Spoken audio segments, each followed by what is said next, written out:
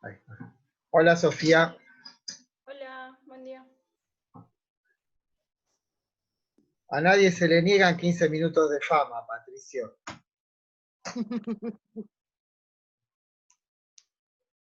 A ver cuántos somos. Bueno, falta un minuto. En un minuto empezamos. Profe, ¿Sabe? ese un minuto. Yo todavía estoy, disculpe. No es el libro de la próxima. Sí. Que nada, que todavía estoy media perdida con el principio de la materia porque se acuerda que yo me perdí las primeras clases. Sí.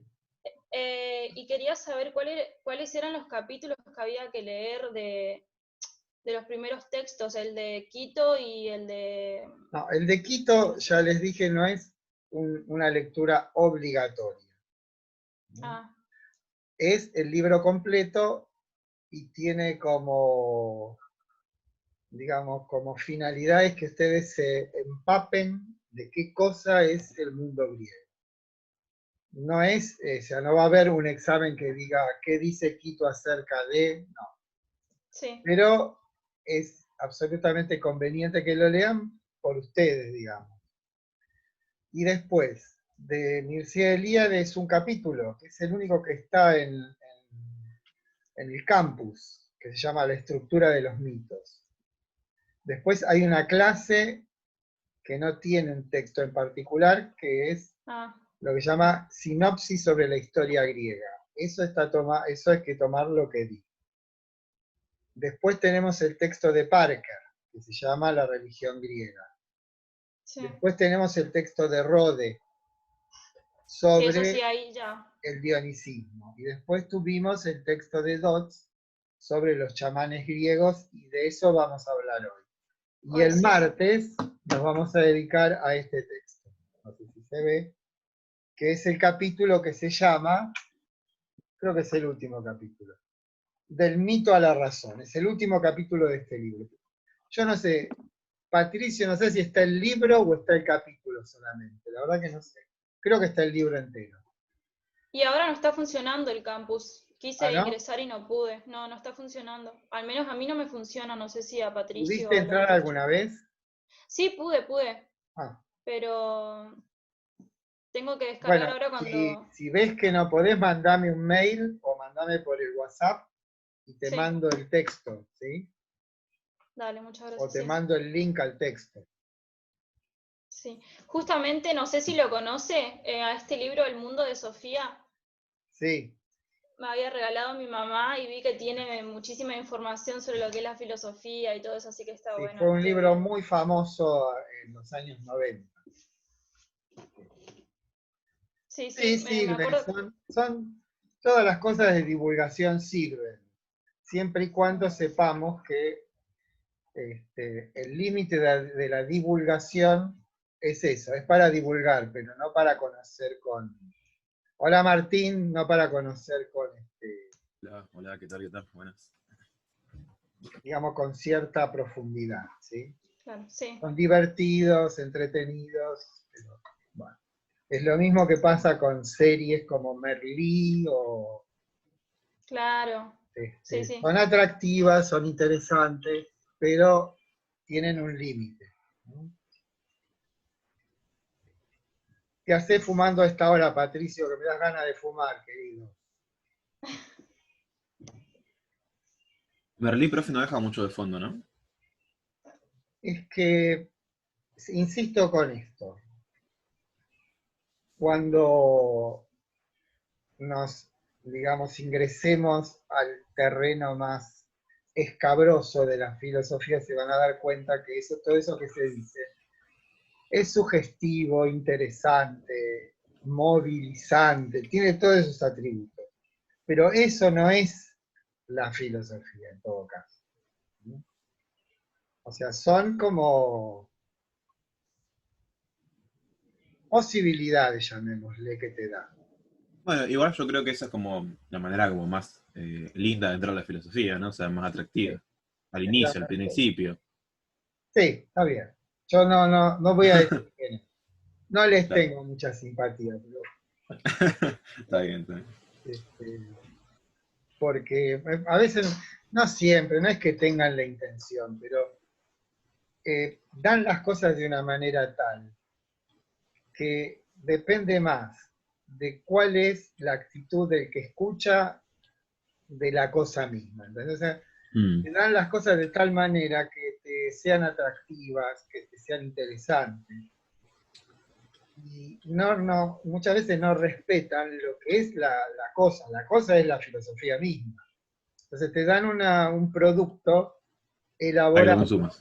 que está más adaptado a lo que ellos suponen que te puede interesar o gustar que a lo que es el asunto mismo. No sé si me Es cierto, es cierto. Sí, sí, porque de hecho tiene muy poco. Tamerlí tiene como muy poco de filosofía para mí, por lo que vi.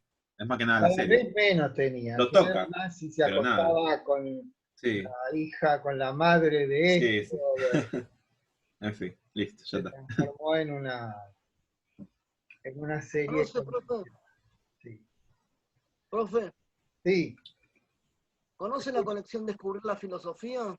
no. No. Es una colección que sacó Salvat de distintos autores filósofos y los interpreta cada uno y los lee y da una opinión sobre cada uno, digamos, pero como para introducirse en el autor, ¿Cuáles no son es esos libros algo blancos del muy autor. lindos? Los libros ¿Cómo? blancos, esos, color blanco. No, cada uno tiene un color distinto. No, porque hay una colección de textos, la verdad que pero muy lindos son, que son blancos y que tiene una caricatura del filósofo en la tapa. Yo tengo unos cuantos ahí. Le voy a mostrar uno a ver si es el que usted dice. Bueno, mientras tanto vayan preguntando, pensando preguntas. Sí, sí es esa. Yo le decía esto que tiene cada uno un color. Ah, sí, los vi. Son buenos, son cosas que hacen las editoriales para ganar algunos pesos. Bueno, escucho Profe, vio preguntas. Sí. que en el texto de Dots dice, o sea, en un momento se hace una pregunta que dice ¿de dónde vino la humanidad y por qué se hizo tan mala? Y dice que fue por lo de porque mataron al dios Dioniso y Sí, que después bueno. como que ¿eso lo tomamos? O Ese sea, es o un, sea, es un mito tardío, seguramente órfico, que sí. dice que a Dioniso los titanes, o sea, recuerden, lo que tienen que entender es esto. La presencia de una religión como la dionisíaca perturbaba intensamente a los modos tradicionales, o sea, la religión tradicional, como algo perturbador. El signo de ese carácter perturbador que tiene Dioniso se muestra en lo que Mircea Eliade dice la constante de la persecución, ¿no? O sea que, a ver, espera que... ¿Por qué a Dioniso lo persiguen permanentemente? ¿No? Esa es una pregunta que se puede hacer. ¿Por qué todos los mitos hablan de persecuciones, matanzas y todo ese tipo de cosas? Hola, Mariel. Entonces, lo perturbador de lo dionisíaco está asociado con el rechazo de la religiosidad tradicional ante una experiencia totalizante. ¿Entendés lo que es totalizante? Quiere decir que deja de lado todos los otros rituales. Es una ruptura con el orden tradicional. Entonces, el rechazo se manifiesta en esas historias de persecución. Entre otras historias de persecución, todas o muchas instigadas por Hera. Hera es la esposa de Zeus. ¿Vieron? ¿Se acuerdan cómo es Sí. el mito de Dioniso? Que Zeus tiene una de sus tantas amantes, es una mortal que se llama Semele, y Hera le dice insidiosamente a Semele, no es cierto que sea un dios, te dice eso para seducirte. Conmigo, en el momento íntimo del amor, es muy diferente a lo que es normalmente. Entonces, Semere le hace,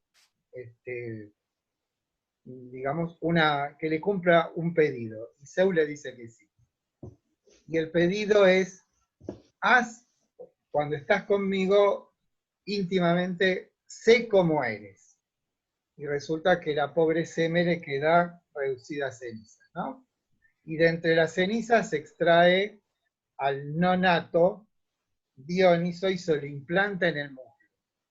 Una cosa un poco rara, ¿no? Pero todo eso tiene por fin que Dioniso no sea un semidios, porque si hubiese nacido de su madre, habría sido un semidios. Pero nace de un dios, por lo tanto es un dios. Raro, extraño. Sí. Bueno, la persecución de Hera es también con respecto a los titanes. Los titanes, recuerden que para la mitología griega son seres anteriores a la aparición de los dioses, que lo llamada titanomaquia quiere decir guerra contra los titanes. Los titanes no son destruidos, son hundidos debajo de la tierra. Ahora, instigados por Hera, lo agarran al pobre Dioniso, lo descuartizan, lo cocinan y se lo comen. Sí. ¿Y Zeus qué hace? Con un rayo lo fulmina. Y dice entonces que nosotros salimos de esa mezcla de lo divino y de lo titánico, entendiendo por titánico lo bestial. Que en cada uno de nosotros reside algo así como una partícula de Dioniso, o sea, de lo divino. Sí. Pero todos esos son mitos que sirven para explicar esto que Dodds intenta comprender a partir de, por una parte, la celebración dionisíaca, por otra parte, el orfismo, que no sabe muy bien qué es, y lo que él hace es, como decíamos el otro día, agregar un eslabón más a esa cadena que se llama el chamanismo. Que por otra parte hay testimonios en el mundo griego de la aparición de estos personajes que dicen tener toda una serie de cualidades como estar en dos lugares a la vez, los viajes, todo ese tipo de cosas, ¿no? Y que Rod define magníficamente diciendo, Rode, dice, gotas de sangre extraña en las venas griegas, como que esto viene de otro lado. ¿Qué es lo que viene del otro lado? Que un chamán, que Dodds lo define como seres inestables psíquicamente que han recibido una vocación religiosa, ¿no? Sí. Traen algo nuevo, y eso nuevo es que el chamán no es alguien que por naturaleza se hace chamán. Hay toda una serie de ejercitaciones, de ascesis, como llaman, ascesis. ¿Para qué? Para que pueda adquirir esas capacidades. ¿Cuáles son esas capacidades? Como dijimos, la bilocación, ser curador, ser mago, todas esas... poder separar a voluntad el alma del cuerpo. Todo eso son las gotas de sangre extraña en las venas. Esperen que esto debe ser...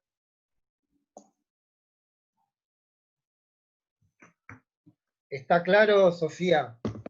Sí, profe, gracias. Bueno. Muchachos, muchachas, muchaches, tengo que decir ahora. ¿Cómo vas, Mariel? ¿Se entiende todo? ¿No se entiende nada? ¿Se entiende un poquito? No, sí, se entiende, se entiende. Ah, bueno. Gracias. Cuando terminemos con este texto, vamos a hacer un trabajo práctico. ¿Sí? Recuerden que el trabajo práctico, si bien va a tener una nota, esa nota va a incidir sobre la nota final. ¿Cómo va a incidir sobre la nota final? No para abajo, sino para arriba. ¿Qué quiero decir con esto? Hola, Sol. Quiero decir, se sacan un 6 en el examen, pero han hecho todos los trabajos prácticos. Primero, hacerlos todos, ¿no? Porque esa es como la asistencia. Hacer el trabajo. Tienen una buena nota en el trabajo práctico, se sacan un 6 en el final, y entonces los trabajos prácticos actúan elevando el 6 a 7. ¿Sí? ¿Me explico? Sí, sí. Sí, sí. Piden en la nota es para arriba. Y por otra parte tienen el fin de, digamos, garantizar la presencia, o sea, la asistencia. Como no puedo tomar asistencia, no tiene sentido tomar asistencia, en los trabajos prácticos haremos 4 o 5. De esos 5 trabajos prácticos, 3 tienen que hacerlos para preservar la regularidad.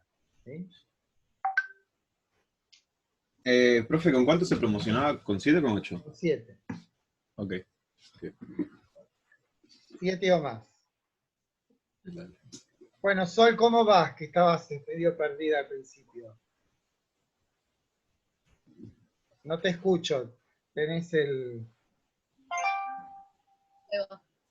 Bien, ¿Bien? sí, pude adelantar un poco de lectura. Me cuesta un poco hilar Yo te digo entre cuál es texto y texto. el orden que está en mi cabeza.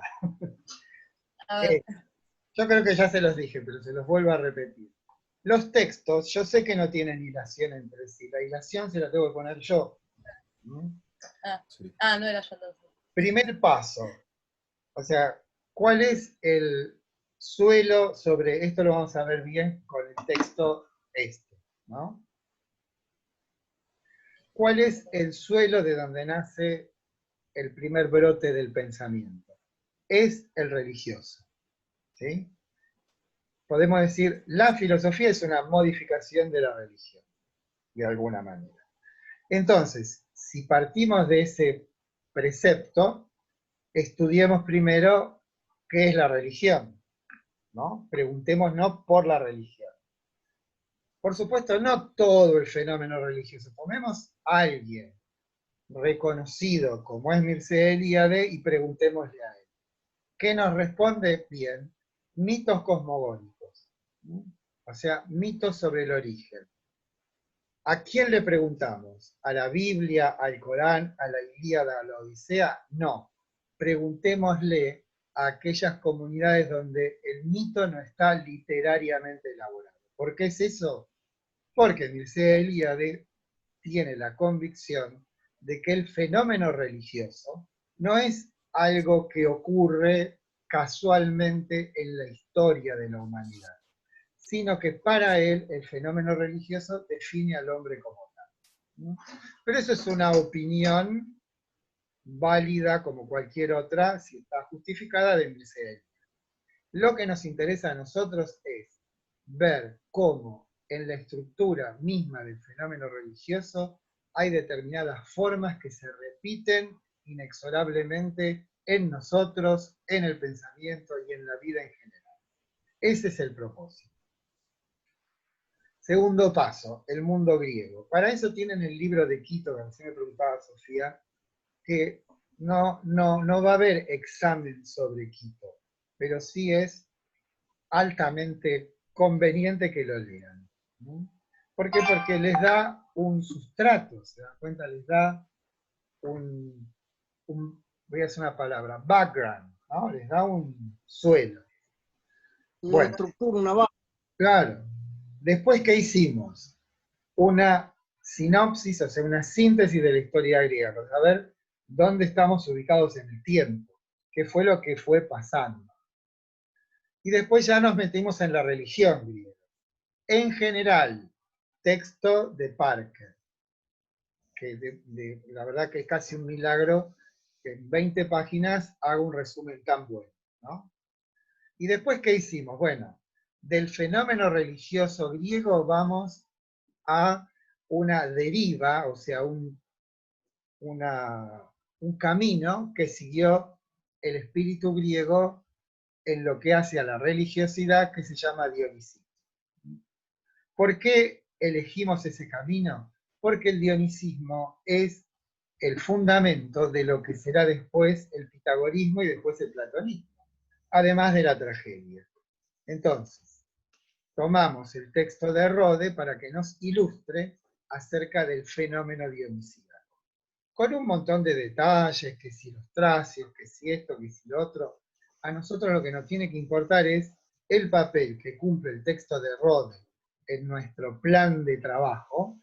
Es muy simple decir, en la religión griega hay un fenómeno particular que cobró una relevancia especial que se llama Dionisio. ¿Y después qué hicimos? Bien, hagamos un examen más profundo del dionisismo. Y ahí está el texto de Dodds, ¿sí? Donde nos habla de un modo muy particular acerca de otro fenómeno del cual tenemos muchas noticias, como ya me cansé de decirlo, tenemos muchas noticias al final y muy pocas del principio. O sea, tenemos la tragedia, tenemos la filosofía platónica, tenemos un montón de elementos. Lo que no es fácil es reconstruir hacia atrás. ¿Cuáles son los eslabones perdidos de esa historia? El intento de Dodds es, digamos, proponer un elemento que no había sido debidamente estimado por otros, nada más. Pero a nosotros nos interesa esa polémica, no. A lo que a nosotros nos interesa es, fíjense cómo a partir de un fenómeno muy particular de la religión griega llamada dionisismo, se articula a través de todas estas hipótesis que lanza, entre otros Dodds, para que se establezcan algo así como instituciones monásticas, como la secta pitagórica. ¿Qué viene ahora? Lo que viene ahora es, bien, vamos a ver cómo es que se pasó del mito a la razón. Y ese es el texto de Bernal. O sea, es decisivo porque lo que hace es unificar todo lo que vimos y mostrar algo nuevo. ¿Qué es lo nuevo? Que alguien en el siglo VII a.C., en el Asia Menor, no en Grecia, en el Asia Menor, en lo que hoy es Turquía, respondió a una pregunta que es la pregunta que desde que existen los humanos nos la hacemos, que es ¿cuál es el origen de todo? ¿De dónde salió todo esto? ¿Sí? A esa pregunta siempre, pero siempre se la respondió con un mito, ¿no? ¿Cómo se respondía esa pregunta? En el principio Zeus, en el principio Dios, en el principio contaban una historia. Lo que hace Tales de Mileto en el siglo VII a.C., ahí en la costa del Asia Menor, es responder con una formulación racional. Punto, y ahí cambió la historia para siempre. Porque lo que nos va a mostrar el texto de Bernal es que el camino abierto por Tales de Mileto en ese lejanísimo para nosotros siglo VII a.C., no ha sido otro que el camino de la ciencia. Hoy más que nunca estamos totalmente casi saturados de pensamiento científico. Pero eso empezó tímidamente, casi de un modo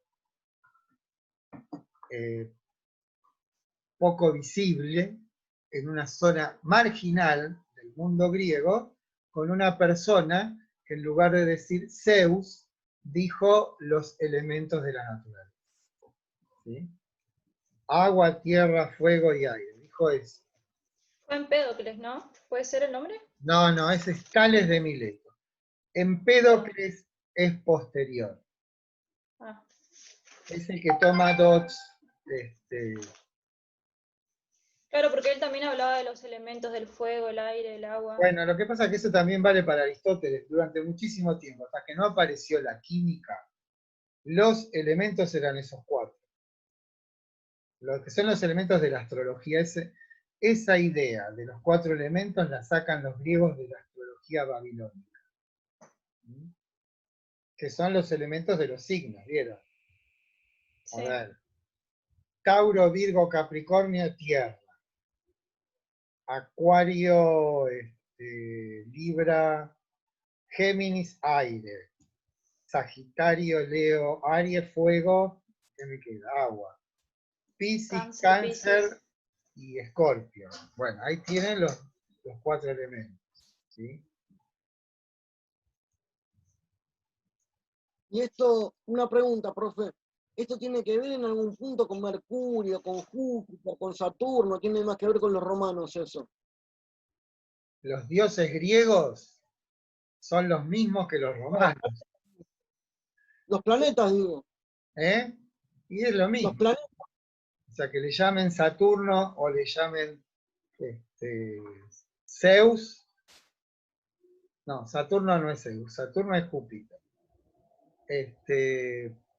No, estoy diciendo cualquier cosa. Zeus es Júpiter, fuego. no, pero eso no, o sea, puede ser que haya alguna, por ejemplo, Hermes, ¿no? Vieron, Hermes es Mercurio. Mercurio es el planeta del signo de Géminis. Y según dicen los astrólogos, el signo de Géminis es el signo de la comunicación, de los gemelos, ¿no? También de la ambivalencia. Bueno, todo ese tipo de ideas que están alrededor de Hermes o Mercurio tienen que ver con, por ejemplo, en el mundo griego, Hermes es el mensajero de los dioses, el que lleva las noticias. Mensajero en griego se dice angelo, que en castellano sería ángel. Es el que, por ejemplo, la palabra euangelein, en griego quiere decir la buena nueva, y para nosotros eso es el evangelio, ¿no? El evangelio es la nueva buena, la buena nueva. Ahí podés encontrar alguna relación. O, por ejemplo, Saturno. Saturno es el dios griego, no, Cronos es el dios griego del tiempo, ¿no? Bueno, y Saturno, que es un planeta, saben ustedes, que es el más grande de todos, ¿no? Sí, es más grande que Júpiter, es el más lento de todos. Bueno, quizás eso tenga que ver con el tiempo, y Saturno es el que rige el signo de Capricornio, pero esas son todas cosas que no vienen al caso.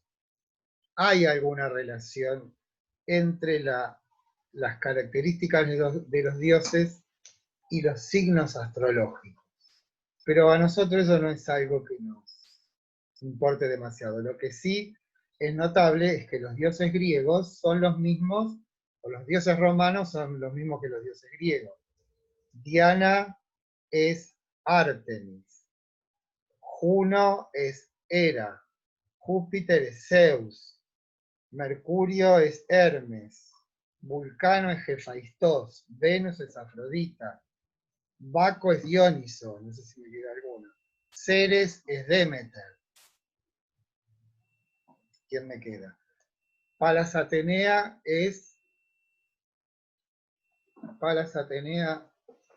no es Diana, Minerva, ¿sí? Pero no sé si no es un asunto nuestro, habría que ver un libro de astrología y ponerse a mirar.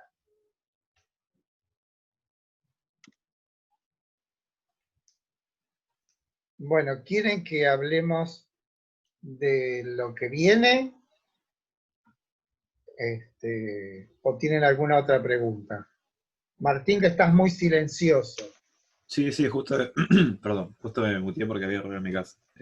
No, o sea, para mí hablar de lo que viene, igual. Bien. Bueno, Profe, sí, ahí perdón. nos faltan 10 minutos. Recuerden, cuando se corta empezamos de nuevo. Sí, sí, hoy. Dale. Sí. No, que el orfismo sería lo mismo que las sectas pitagóricas igual, ¿o no? No es lo mismo. La diferencia es que las sectas pitagóricas sabemos mucho más que del orfismo.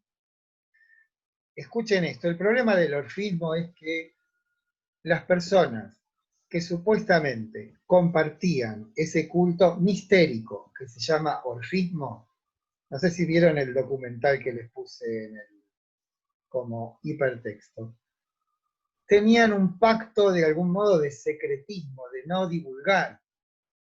¿Sí? Entonces todo lo que sabemos es muy fragmentario, muy ambiguo. ¿sí? No se sabe muy bien. Se supone que creían en la reencarnación, que eran vegetarianos, que creían que el alma era inmortal, y que todas esas creencias las tomaron los pitagóricos. Sí, Pero de ahí a decir que Pitágoras, Dodds lo dice, no, no deberíamos suponer que una persona que de algún modo tiene o tuvo el prestigio de Pitágoras no hubiese inventado nada, o sea, que se hubiese copiado todo del orfismo. Los elementos no órficos que encontramos en el pitagorismo son justamente estos que vienen de los chamanes. Por ejemplo, esta cuestión de la bilocación, esta cuestión de los viajes, todo eso de los viajes de separación del cuerpo y el alma, no están en el orfismo. Y sí están presentes en el pitagorismo. O sea, no podemos negar que, primero, el orfismo es una derivación. No puedo decir natural, sí debido al genio griego de la experiencia dionisíaca. Eso más o menos es seguro. Ahora, del orfismo a Pitágoras, del orfismo a Platón, ahí hay una zona nebulosa. Esa zona nebulosa es la que intenta clarificar Dodds con, bien, acá hay un elemento no del todo examinado, que es el papel de los chamanes. ¿Sí? sí. ¿Contesté? Sí, profe, gracias. Bueno, si no hay preguntas, empezamos un poquito a hablar de la clase próxima. Vayan leyendo, o sea, yo presupongo que ustedes están leyendo los textos anticipadamente, cosa que cuando hacemos la clase, que tenemos la suerte de poder hacerla presencial, pueden hacer preguntas, que no hable yo permanentemente, que me resulta, me aburro a mí mismo. ¿Sí? Bien, este hombre, Bernard, es de un gran prestigio, ¿sí? Absolutamente respetado. Aparte no, si creo que murió, no murió hace mucho. O sea que tiene la otra ventaja que Rode piensen que nació a mitad del siglo XIX. El texto de Dodds es del año 50, que tienen ya unos años. El de Parker es de los 90, ese más o menos contemporáneo.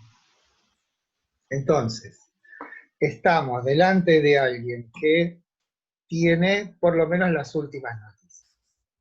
Y además lo que tiene Bernard es que tiene o viene de una escuela que es el estructuralismo. O sea, tiene como un patrón de indagación que es este pensamiento que no sé si lo conocen, pero que surge en Francia, yo creo que más o menos a la mitad del siglo XX, que consiste en pensar los fenómenos sociales, psicológicos, como estructuras.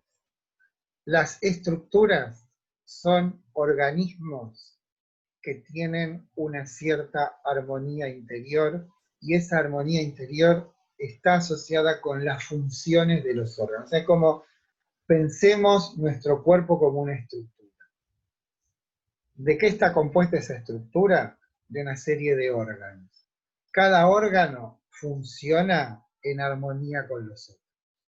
Entonces, cuando se ponen Levi Strauss o Margaret Mead, van y se preguntan por qué las personas utilizan los cubiertos, hay un libro que se llama Sobre las maneras de mesa, de tal manera en esta o en otra cultura descubren estructuras ocultas para ellos mismos, pero que son capaces de descifrar.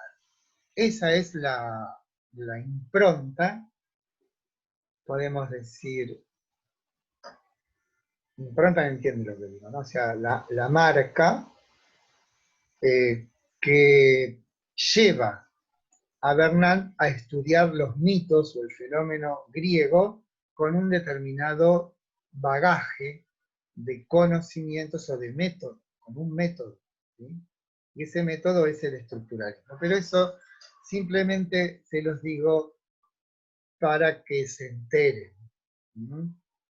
No tiene otro propósito que el de avisarles que eso es así.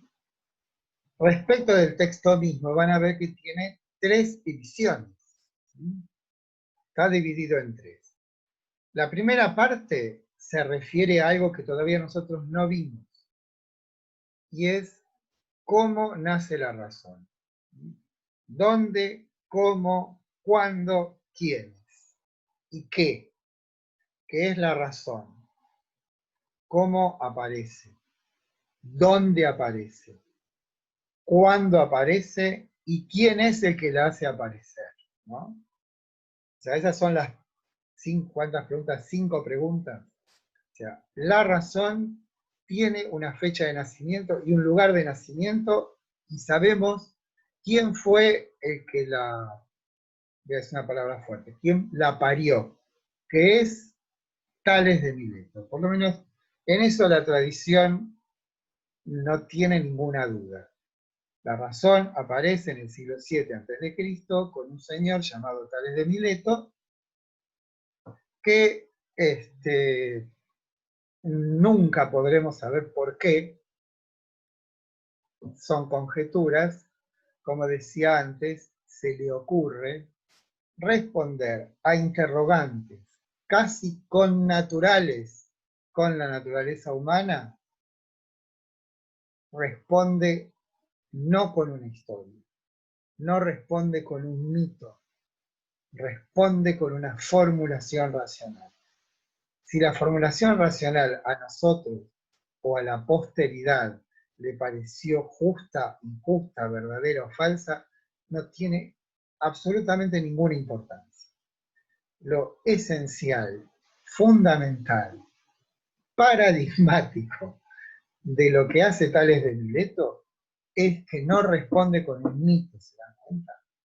No responde con una historia. Intenta que eso que dice tenga un fundamento racional. Por eso, hoy, todavía, hoy más que nunca, escúchenme, esto que estamos haciendo ahora a través de un dispositivo electrónico, cada uno está por ahí a cientos de kilómetros o a miles de kilómetros uno de otro, y estamos conversando, ¿sí? En última instancia, si queremos encontrarle un origen, está ahí. O sea, desde ese momento en que Tales abre esa puerta, eso no ha dejado de... Bueno, escúchenme, corto, falta menos de un Dale. minuto, ¿sí?